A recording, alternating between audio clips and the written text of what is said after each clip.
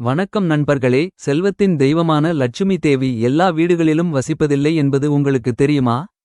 ஆம், சாஸ்திரங்களின்படி சில வீடுகளில் நீங்கள் எவ்வளவு கடினமாக உழைத்தாலும் பணம் நிலைக்காது, அமைதியும் மகிழ்ச்சியும் நிலவாது. இதற்கு மிகப்பெரிய காரணம் நம்முடைய தவறுகளே. இன்றைய சிறப்பு வீடியோவில் லட்சுமி தேவி ஏன் அத்தகைய வீடுகளில் ஒருபோதும் வசிப்பதில்லை என்பதற்கான 3 முக்கிய காரணங்களை நாங்கள் உங்களுக்கு சொல்லப்போகிறோம்.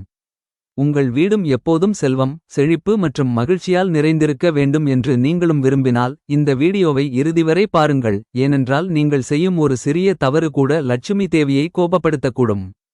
எனவே தவிர்க்கப்பட வேண்டிய அந்த 3 தவறுகள் என்னவென்று தெரிந்து கொள்வோம். சாஸ்திரங்களிலும் புராணங்களிலும் லட்சுமி தேவி செல்வம், செழிப்பு, மகிழ்ச்சி மற்றும் வளத்தின் தெய்வமாக கருதப்படுகிறார்.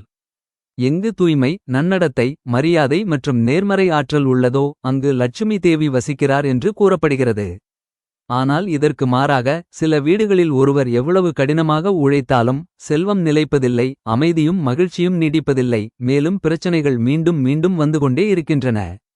சாஸ்திரங்களின்படி இதற்கு பின்னால் குறிப்பிட்ட காரணங்களும் தவறுகளும் உள்ளன. அதன் காரணமாக லட்சுமி தேவி அத்தகைய வீடுகளில் ஒருபோதும் வாசம் செய்வதில்லை. இந்த விஷயங்களை சரியான நேரத்தில் புரிந்துகொண்டு சரிசெய்தால் வாழ்க்கையில் மகிழ்ச்சியும் செழிப்பும் நிச்சயமாக வரும். முதல் வகை வீடு என்பது தூய்மையில்லாத வீடாக கருதப்படுகிறது. லட்சுமி தேவி தூய்மையை விரும்புகிறார் என்று சாஸ்திரங்கள் தெளிவாக கூறுகின்றன. அசுத்தமாகவும் குப்பைகள் குவிந்தும் சமையலறை சுத்தமாக இல்லாமலும் இருக்கும் ஒரு வீடு எதிர்மறை ஆற்றலை தன்னுள் ஈர்க்கத் தொடங்குகிறது. அத்தகைய வீடு படிப்படியாக வறுமையில் வீழ்கிறது. குறிப்பாக சமையலறை ஒரு புனிதமான இடமாக கருதப்படுகிறது, ஏனெனில் அதுவே முழு குடும்பத்திற்கும் ஆதாரமாக விளங்குகிறது.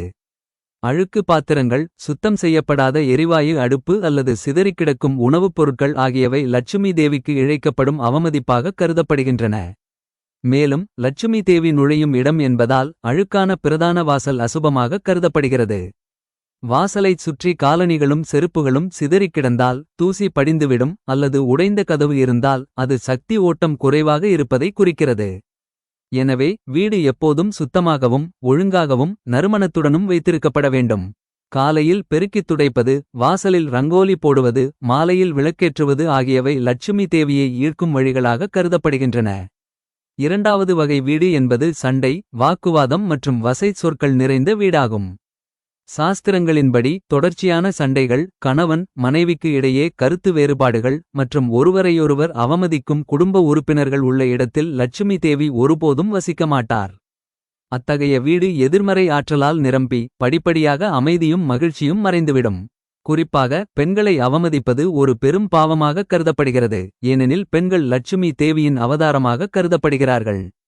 ஒரு தாய், சகோதரி அல்லது மனைவியை அவமதிப்பது அல்லது அவர்களை கடுமையாக நடத்துவது லட்சுமி தேவியை நேரடியாக அவமதிப்பதாகும்.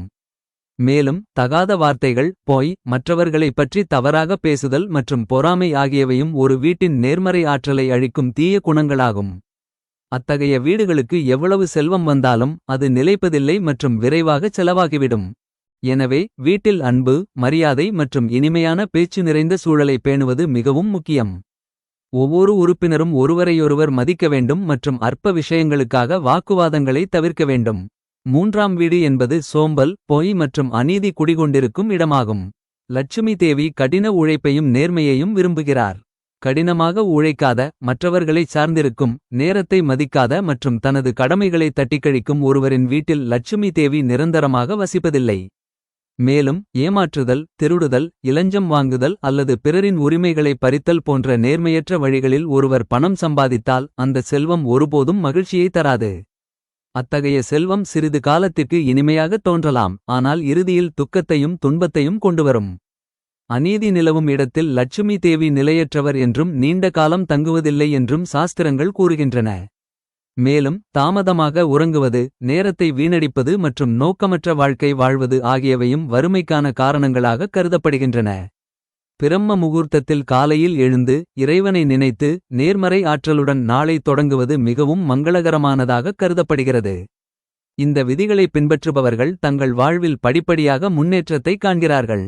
இந்த 3 வகையான இல்லறங்களைத் தாண்டி லட்சுமி தேவிக்கு அதிருப்தியை ஏற்படுத்தும் சில சிறிய தவறுகளும் உள்ளன. இரவில் வீட்டை பெருக்குவது, உணவை வீணாக்குவது, தண்ணீரை வீணாக்குவது, பெரியவர்களை அவமதிப்பது மற்றும் தேவையுள்ளவர்களுக்கு உதவாமல் இருப்பது போன்றவை அவற்றில் சில. இவை அனைத்தும் வாழ்க்கையில் எதிர்மறையான தாக்கத்தை ஏற்படுத்துகின்றன. குறிப்பாக உணவை அவமதிப்பது ஒரு பெரும் பாவமாக கருதப்படுகிறது, ஏனெனில் உணவு லட்சுமி தேவியின் ஒரு வடிவமாக கருதப்படுகிறது.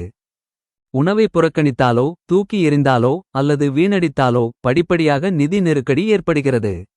இதற்கு மாறாக லட்சுமி தேவி நம் வீடுகளில் நிரந்தரமாக வாசம் செய்ய வேண்டுமென்றால் நாம் சில எளிய விதிகளை பின்பற்ற வேண்டும்.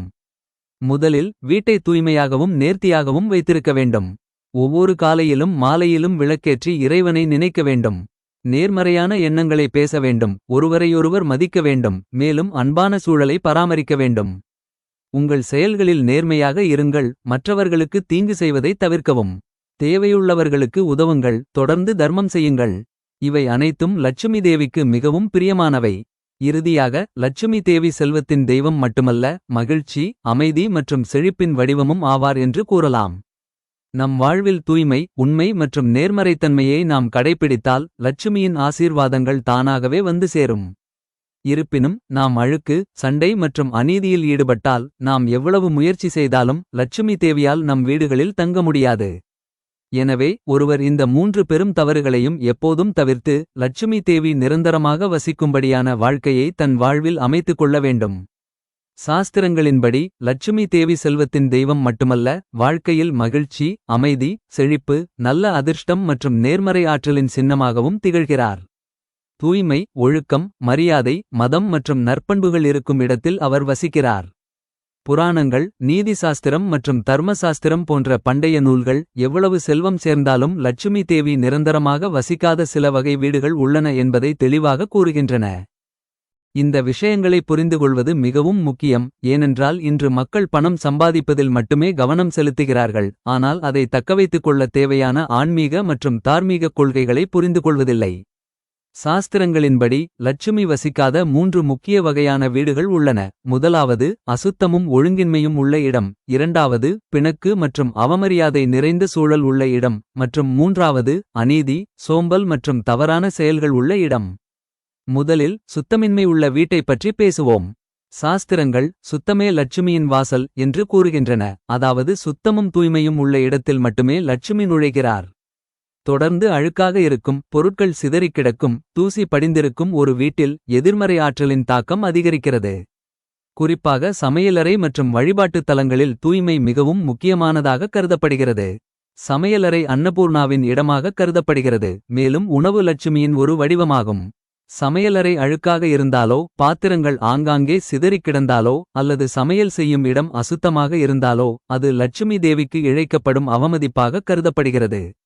அதேபோல் வீட்டின் பிரதான கதவு உடைந்திருந்தாலோ, அழுக்காக இருந்தாலோ அல்லது காலணிகள் மற்றும் செருப்புகள் ஆங்காங்கே சிதறிக் கிடந்தாலோ அது வீட்டில் நேர்மறை ஆற்றலின் ஓட்டம் தடைபடுவதை குறிக்கிறது. சாஸ்திரங்களின்படி வீட்டின் நுழைவாயில்தான் கடவுள்களும் தேவியர்களும் நுழையும் இடம், எனவே அது எப்போதும் சுத்தமாகவும் அழகாகவும் நன்கு அலங்கரிக்கப்பட்டும் இருக்க வேண்டும். காலையில் வீட்டை பெருக்குவது, வீட்டில் ஒரு மென்மையான நறுமணத்தை வைத்திருப்பது மற்றும் மாலையில் விளக்கேற்றுவது போன்றவை லட்சுமி தேவியை ஈர்க்கும் சில வழிமுறைகளாகும். இதற்கு நேர்மாறாக சோம்பல் காரணமாக சுத்தம் செய்யாதவர்கள் அறியாமலேயே வறுமையை வரவழைக்கிறார்கள். இரண்டாவது வகை வீடு என்பது சண்டை, தகராறு மற்றும் அவமதிப்பு நிறைந்த சூழலை கொண்டதாகும். சாஸ்திரங்கள் கூறுகின்றன, அமைதி இல்லாத இடத்தில் லட்சுமி இல்லை. ஒரு வீட்டில் தொடர்ச்சியான சண்டைகள், கணவன் மனைவிக்கு இடையே கருத்து வேறுபாடுகள் மற்றும் குடும்ப உறுப்பினர்கள் ஒருவரையொருவர் புரிந்து கொள்வதற்கு பதிலாக குறை கூறுதல் போன்றவை இருந்தால் மகிழ்ச்சியும் அமைதியும் படிப்படியாக மறைந்துவிடும். குறிப்பாக ஒரு பெண்ணை அவமதிப்பது பெரும் பாவமாக கருதப்படுகிறது, ஏனெனில் சாஸ்திரங்கள் அவளை லட்சுமியின் ஒரு வடிவமாக விவரிக்கின்றன. ஒரு பெண் வீட்டில் மதிக்கப்படாவிட்டாலோ, அவளிடம் கடுமையாக பேசப்பட்டாலோ அல்லது அவளது உணர்வுகள் புறக்கணிக்கப்பட்டாலோ இது லட்சுமிக்கு செய்யப்படும் நேரடி அவமதிப்பாகும். மேலும் திட்டுதல், கடுமையாக பேசுதல், மற்றவர்களை விமர்சித்தல் மற்றும் பொறாமை ஆகியவையும் ஒரு வீட்டின் நேர்மறை ஆற்றலை அழிக்கும் தீய குணங்களாகும். அத்தகைய வீடுகளுக்கு எவ்வளவு பணம் வந்தாலும் அது நிலைக்காது, திடீரென்று செலவழிக்கப்பட்டுவிடும் அல்லது இழக்கப்பட்டுவிடும். சாஸ்திரங்களின்படி இனிமையான பேச்சும் கண்ணியமான நடத்தையும் இருப்பது அவசியம். வீட்டில் உள்ள ஒவ்வொருவருக்கும் ஒருவர் மீது ஒருவர் அன்பும் மரியாதையும் இருக்க வேண்டும். பரஸ்பர ஒத்துழைப்பும் புரிதலும் இருக்கும் இடத்தில் லட்சுமி தேவி ஈர்க்கப்பட்டு நிரந்தரமாக குடிகொள்கிறாள். மூன்றாவது வகை வீடு என்பது அநீதி, சோம்பல் மற்றும் தீய செயல்கள் குடிகொண்டிருக்கும் வீடாகும். நீதி பின்பற்றப்படும் இடத்தில் மட்டுமே லட்சுமி தேவி வசிக்கிறாள் என்று சாஸ்திரங்கள் தெளிவாக கூறுகின்றன. கடின உழைப்பின்றி செல்வம் தேடுபவர்கள், பிறரை ஏமாற்றுபவர்கள், பொய் அல்லது நேர்மையற்ற வழிகளில் பணம் சம்பாதிப்பவர்களின் வீடுகளில் லட்சுமி தேவி ஒருபோதும் நிரந்தரமாக வசிப்பதில்லை. அத்தகைய செல்வம் குறுகிய காலத்திற்கு இனிமையாக தோன்றலாம், ஆனால் இறுதியில் அது துக்கத்திற்கும் துன்பத்திற்கும் வழிவகுக்கிறது. சோம்பலும் வறுமையின் ஒரு முக்கிய காரணமாக கருதப்படுகிறது. தாமதமாக உறங்குபவர், நேரத்தின் முக்கியத்துவத்தை புறக்கணிப்பவர் மற்றும் தனது கடமைகளைத் தவிர்ப்பவர் வாழ்க்கையில் முன்னேற்றம் தடைபடுவதை காண்கிறார். பிரம்ம முகூர்த்த நேரத்தில் எழுவதன் சிறப்பு முக்கியத்துவத்தை சாஸ்திரங்கள் வலியுறுத்துகின்றன. இந்த நேரத்தில் எழுந்து இறைவனை நினைப்பது மனதையும் சுற்றுச்சூழலையும் தூய்மைப்படுத்துகிறது. இந்த பழக்கத்தை பின்பற்றுபவர்கள் தங்கள் வாழ்வில் நேர்மறை ஆற்றலை அனுபவித்து படிப்படியாக வெற்றியை அடைகிறார்கள். இதற்கு மாறாக சோம்பலாக நேரத்தை வீணடிப்பவர்கள் வாய்ப்புகளை இழந்து வாழ்க்கையில் பின்தங்கி விடுகிறார்கள். மேலும் உணவை வீணாக்குதல், உணவை அவமதித்தல், தண்ணீரை வீணாக்குதல், பெரியவர்களை அவமதித்தல் மற்றும் தேவையுள்ளவர்களுக்கு உதவாமல் இருத்தல் போன்ற லட்சுமி தேவிக்கு அதிருப்தியை ஏற்படுத்தக்கூடிய பல சிறிய விஷயங்களை சாஸ்திரங்கள் குறிப்பிடுகின்றன. உணவு லட்சுமி தேவியின் ஒரு வடிவமாக கருதப்படுவதால் அதை ஒருபோதும் வீணாக்கக் கூடாது. உணவை மதிக்காதவர்கள் படிப்படியாக தங்கள் வீடுகளில் நிதி நெருக்கடியை எதிர்கொள்கிறார்கள். அதேபோல் தண்ணீர் வாழ்வின் அடித்தளமாக கருதப்படுகிறது. அதை வீணடிப்பது அமங்கலமாக கருதப்படுகிறது. சாஸ்திரங்கள் தர்மத்தின் முக்கியத்துவத்தையும் வலியுறுத்துகின்றன. தங்கள் வருமானத்தின் ஒரு பகுதியை ஏழைகளுக்கு உதவுவதற்காக அர்ப்பணிப்பவர்களின் வீடுகளில் லட்சுமி தேவி நிரந்தரமாக குடிகொள்கிறாள். இறுதியாக சாஸ்திரங்களின் சாராம்சம் என்னவென்றால், லட்சுமி தேவி நம் வீடுகளில் என்றென்றும் நிலைத்திருக்க வேண்டுமென்றால் நம் வாழ்வில் தூய்மை, உண்மை, கடின உழைப்பு மற்றும் நேர்மறை மனப்பான்மையை கடைபிடிக்க வேண்டும். வெறும் பூஜைகள் செய்வதால் மட்டும் லட்சுமி மகிழ்வதில்லை. நமது செயல்கள், நமது நடத்தை மற்றும் நமது சூழல் ஆகியவையும் சமமான முக்கியத்துவம் வாய்ந்தவை. வீடு தூய்மையாக இருந்து, குடும்பத்தில் அன்பும் மரியாதையும் இருந்து, வாழ்க்கையில் நேர்மையும் கடின உழைப்பும் இருந்தால் ஒருவர் லட்சுமி தேவியின் ஆசீர்வாதங்களைப் பெறுவது உறுதி. இருப்பினும் அசுத்தம், பிணக்கு மற்றும் அநீதி ஆகிய இந்த 3 முக்கிய குறைகள் புறக்கணிக்கப்பட்டால் ஒருவர் எவ்வளவு முயற்சி செய்தாலும் லட்சுமியின் நிரந்தர இருப்பிடம் சாத்தியமற்றது. எனவே இந்த கொள்கைகளை புரிந்துகொண்டு அவற்றை ஒருவரின் வாழ்க்கையில் செயல்படுத்துவதே உண்மையான செழிப்புக்கான திறவுகோலாகும். சாஸ்திரங்களின்படி லட்சுமி தேவியை மகிழ்விப்பது என்பது வழிபாடு அல்லது செல்வத்திற்கான விருப்பத்துடன் மட்டும் நின்றுவிடுவதில்லை. அது தூய்மை, நன்னடத்தை, ஒழுக்கம், சேவை, பக்தி மற்றும் நேர்மறை ஆற்றல் ஆகியவை முக்கிய பங்கு வகிக்கும் ஒரு முழுமையான வாழ்க்கை முறையாகும். லட்சுமி தேவி செல்வம், செழிப்பு, மகிழ்ச்சி மற்றும் நல்வாழ்வின் அதிதேவியாக கருதப்பட்டாலும் தூய்மை, சமநிலை மற்றும் நீதி நிலவும் இடத்தில் மட்டுமே அவள் வசிக்கிறாள். ஒருவர் தன் வாழ்வில் சில விதிகளை உண்மையாக கடைப்பிடித்தால் லட்சுமியின் ஆசீர்வாதங்கள் தானாகவே கிடைத்து வாழ்க்கை செழிப்பாக மாறும். இதில் முதன்மையான மற்றும் மிக முக்கியமான படி தூய்மையும் சுத்தமும் ஆகும். சாஸ்திரங்கள் தூய்மையில் லட்சுமி வசிக்கிறாள் என்று கூறுகின்றன. சுத்தமாகவும் அனைத்தும் அதனதன் இடத்தில் சரியாகவும் இருக்கும் ஒரு வீடு நேர்மறை ஆற்றலால் ஆசீர்வதிக்கப்படுகிறது. குறிப்பாக பிரதான நுழைவாயில், சமையலறை மற்றும் பூஜை அறை ஆகியவை எப்போதும் சுத்தமாக இருக்க வேண்டும். காலையில் வீட்டைச் சுத்தம் செய்வது, வாசலில் தண்ணீர் தெளிப்பது மற்றும் ரங்கோலி போடுவது ஆகியவை மங்களகரமானதாக கருதப்படுகின்றன. மாலையில் பிரதான நுழைவாயிலில் விளக்கேற்றுவதும் லட்சுமியை ஈர்க்கிறது. இதற்கு மாறாக அழுக்கு, தேவையற்ற பொருட்கள் மற்றும் சோம்பல் ஆகியவை அவளை விரட்டிவிடும். எனவே வீடு எப்போதும் சுத்தமாகவும் நறுமணத்துடனும் வைத்திருக்கப்பட வேண்டும். வழக்கமான வழிபாடும் பக்தியும் மற்றொரு முக்கியமான நடவடிக்கையாகும். லட்சுமி தேவியை மகிழ்விக்க ஒருவர் தினமும் அவளை நினைக்க வேண்டும். வெள்ளிக்கிழமைகள் குறிப்பாக அவளுக்காக அர்ப்பணிக்கப்பட்டதாக கருதப்படுகின்றன. இந்த நாளில் விரதம் இருப்பது, வெள்ளை அல்லது இளஞ்சிவப்பு நிற ஆடைகளை அணிவது மற்றும் சடங்குகளைச் செய்வது மிகவும் நன்மை பயக்கும். லட்சுமிக்கு தாமரை மலர், சங்கு, அரிசி, மஞ்சள் மற்றும் இனிப்புகளை படைப்பது மங்களகரமானதாக கருதப்படுகிறது. ஓம் ஸ்ரீம் மகாலட்சுமியை நமக என்ற மந்திரத்தை உச்சரிப்பதும் லட்சுமி தேவியை மகிழ்விக்கிறது. மேலும் தீபாவளியன்று செய்யப்படும் லட்சுமி பூஜை சிறப்பு முக்கியத்துவம் வாய்ந்தது. வீடு முழுவதும் அலங்கரிப்பது, விளக்கேற்றுவது மற்றும் பக்தியுடன் வழிபடுவது செழிப்பை கொண்டுவரும். மூன்றாவது நடவடிக்கை வீட்டில் அன்பையும் அமைதியையும் பேணுவதாகும். சாஸ்திரங்களின்படி கருத்து வேறுபாடு, மோதல் மற்றும் பதற்றம் இருக்கும் இடத்தில் லட்சுமி ஒருபோதும் தங்குவதில்லை. குடும்ப உறுப்பினர்கள் ஒருவரையொருவர் மதித்து அன்புடன் பேசி ஒத்துழைப்பு மனப்பான்மையை பேணினால் அந்த வீடு தானாகவே லட்சுமியை ஈர்க்கும். பெண்களை மதிப்பது குறிப்பாக முக்கியம், ஏனெனில் அவர்கள் லட்சுமியின் வெளிப்பாடுகளாக கருதப்படுகிறார்கள். வீட்டில் பெண்களை அவமதிப்பது லட்சுமி தேவிக்கு இழைக்கப்படும் அவமதிப்பாக கருதப்படுவதோடு அது நிதி மற்றும் மனரீதியான பிரச்சனைகளுக்கும் வழிவகுக்கும். நான்காவது தீர்வு நேர்மையும் கடின உழைப்புமே ஆகும். லட்சுமி தேவி கடின உழைப்பாளிகளையும் உண்மையுள்ளவர்களையும் விரும்புகிறார். கடினமாக உழைத்து தங்கள் கடமைகளை நேர்மையாகச் செய்து ஏமாற்றுவதைத் தவிர்ப்பவர்கள் படிப்படியாக வெற்றியையும் செழிப்பையும் அடைவார்கள். நேர்மையற்ற வழிகளில் சம்பாதித்த செல்வம் ஒருபோதும் நிரந்தரமானது அல்ல என்றும் அது இறுதியில் துன்பத்திற்கே வழிவகுக்கும் என்றும் சாஸ்திரங்கள் கூறுகின்றன. எனவே ஒருவர் எப்போதும் சரியான பாதையை பின்பற்றி தங்கள் செயல்களில் உண்மையுடன் இருக்க வேண்டும். ஐந்தாவது தீர்வு தர்மமும் சேவையும் ஆகும். தேவையுள்ளவர்களுக்கு உதவுபவர்கள், ஏழைகளுக்கு உணவளிப்பவர்கள் மற்றும் தர்மச் செயல்களைச் செய்பவர்கள் லட்சுமி தேவியால் சிறப்பாக ஆசீர்வதிக்கப்படுகிறார்கள். தர்மம் செய்வது செல்வத்தை குறைப்பதில்லை, மாறாக அதை அதிகரிக்கிறது என்று சாஸ்திரங்கள் கூறுகின்றன. உங்கள் வருமானத்தின் ஒரு பகுதியை மற்றவர்களின் நலனுக்காக தானம் செய்வது உங்கள் வாழ்க்கையில் நேர்மறை ஆற்றலை அதிகரித்து லட்சுமி தேவியை மகிழ்விக்கிறது.